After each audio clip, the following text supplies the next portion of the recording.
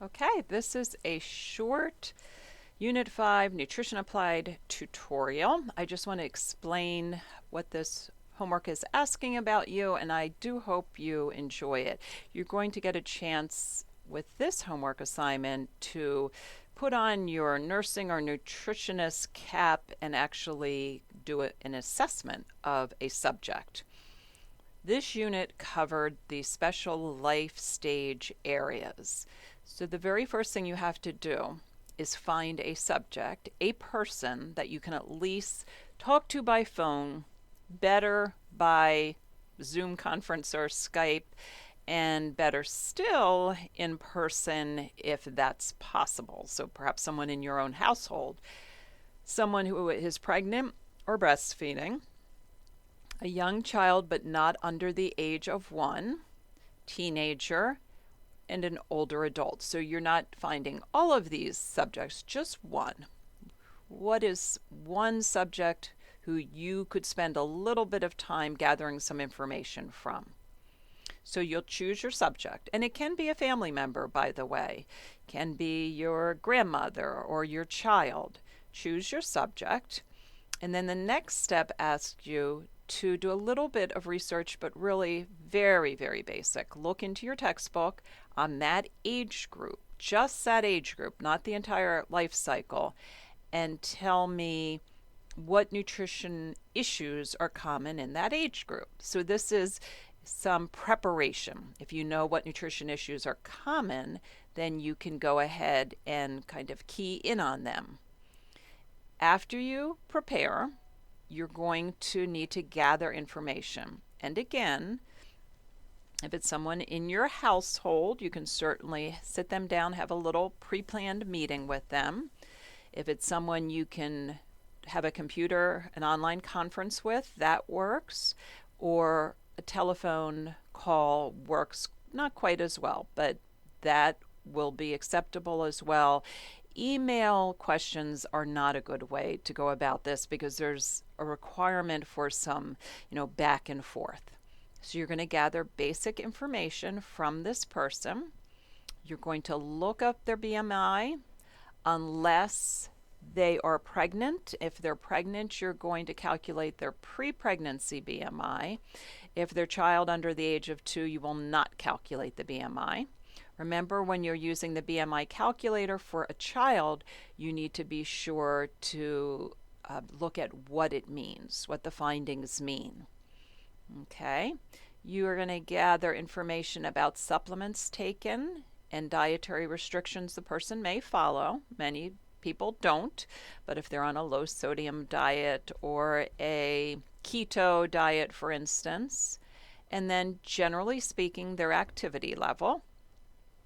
Is it a child who runs around all day or sits quietly in colors and plays with dolls? So do you think they are sedentary, low active, active, or very active? A few more questions about pregnancy and breastfeeding because you will be evaluating the weight gain of that pregnant woman if your subject is pregnant. The next step is to gather one day, not 3, not 2, only one 24-hour period of everything that is consumed during that period. Now, excuse me. You want to do this in a way that does not lead. So when you're interviewing around food and health in general, you do not want to say something like, what do you eat for breakfast? What do you eat for lunch? Because a lot of people don't eat breakfast or don't eat typical meals, so then they quickly make something up. I should be eating breakfast. So, 4 weeks ago I had cereal. Instead, a better way to go about this is to say, okay, let's look at your intake yesterday. What was the first thing during the day that you ate or drank? And then you let them run through their day. Or you can say, let's take a typical day. What would be the first thing that you would eat or drink? In this way, you should be able to gather a list of foods. But remember, most people who are not taking a nutrition class will be very general about food. Oh, meat and a starch. But you're going to be plugging this into the iProfile and you want to be accurate. So you need to gather a detailed description and a A specific amount. Chicken. What kind of chicken? How was it prepared? Well, fried chicken from KFC or baked chicken. Did you add anything to the chicken? That's why this back and forth is really helpful. After the subject runs through the entire day, the next thing you want to do is kind of look back. Oh, Grandma, you didn't tell me about any fluids. Do you drink during the day? What do you drink? Or, Grandma, you didn't tell me about any snacks. Do you snack during the day? So let them run through their foods and then go back and kind of ask a little bit more of leading questions. Okay? You'll take those foods to the iProfile and enter them. This is just one day, but remember, you have to enter a new profile because you don't want Grandma's intake to be compared to your needs.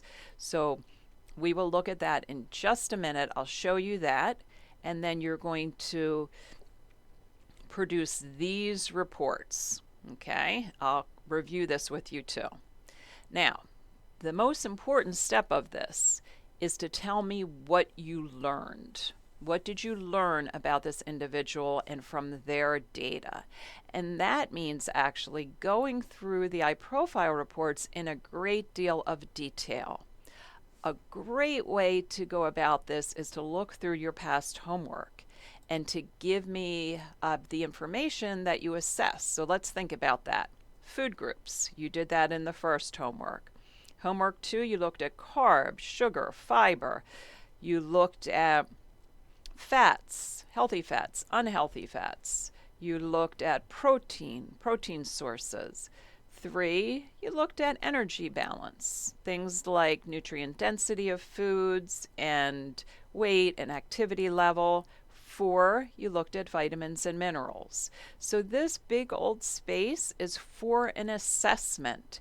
And if you make it general, you'll lose a lot of points. So sometimes I have students that get to this point and then say, oh, this little boy has a terrible diet. He needs to eat more vegetables. Well, what about calcium? What about iron? What about sodium? What about sugar?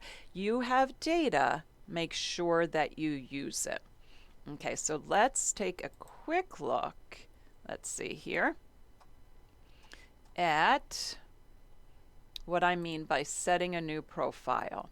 So when you get your son's information, you will go in here and you will create a new profile before you go into the food journal and enter the foods and go into the reports and print the report. Well, create the reports. Okay, that's really, really important to make sure you enter a new profile, because when you submit this homework assignment, you're not submitting your file, you're submitting your subject's file. Okay, so one last little thing here before I let you go, because I'm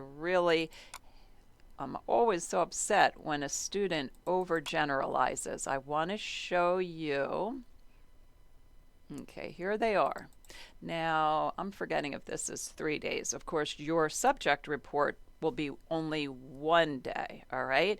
But you've got this. You can compare to AMDRs. You've got this huge report that shows how the subject fared compared to the recommendations. You should mention everything that's out of whack, that's not normal, that's short or way too high. Is sodium above the UL? Are vitamins? Which ones? How could they be improved? You should hunt down foods that are problems, and you should look at this as well. So it's really, really important to understand that you need to do that. Now, as part of this last question, note any concerns as well as recommendations. Be detailed, thorough, and accurate. One very last question or comment. To protect the privacy of your subject, you should use only that subject's initials throughout. So in your assessment, you should not say John Jr., my son. You should say JP. Okay, JP, a 4-year-old boy. That's good practice. And if you're talking to someone else's son, you definitely need to make sure the parents are aware of what you're doing and get their permission. Okay, hope that helps.